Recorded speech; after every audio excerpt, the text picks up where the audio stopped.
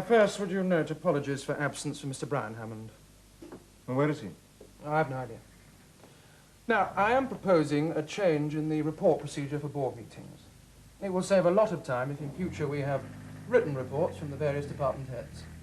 And these should be circulated a day prior to a meeting, so we have time to absorb them. Agreed? Well, that'll be a bit of a sweat, won't it? My experience is a lot quicker to dictate a report to a secretary beforehand than take up the time of a board meeting by making it up as you go along. In any case, I would like these reports filed so that we have a record. The minutes are a record. Well, minutes should be confined to decisions only. Any other objections? No. Now, item 1, continental traffic. Now, David, could you report on the conversations you've been having with these people?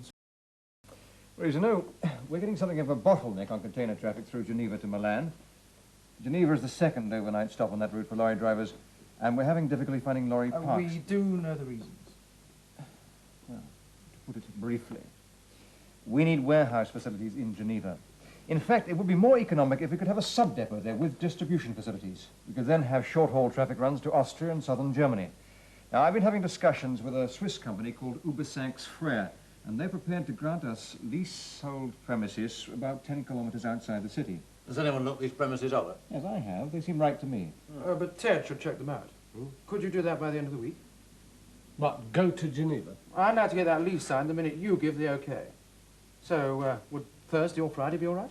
Oh, no, just a minute, Mr. Chairman. I'd like to consult with Brian before we start investing in leasehold properties overseas. I cleared it with Brian yesterday.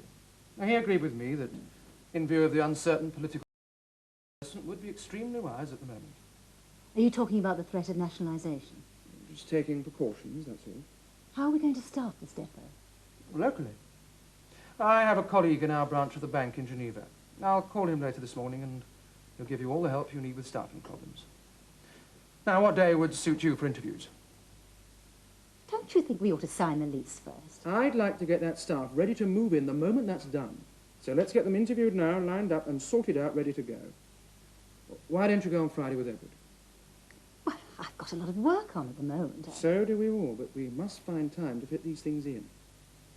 Now, would you make a note to call Tony Nugent at the Banque de Royaume-Uni later this morning, and then book flight tickets London-Geneva, Mr. Edward Hammond and Miss Kingsley.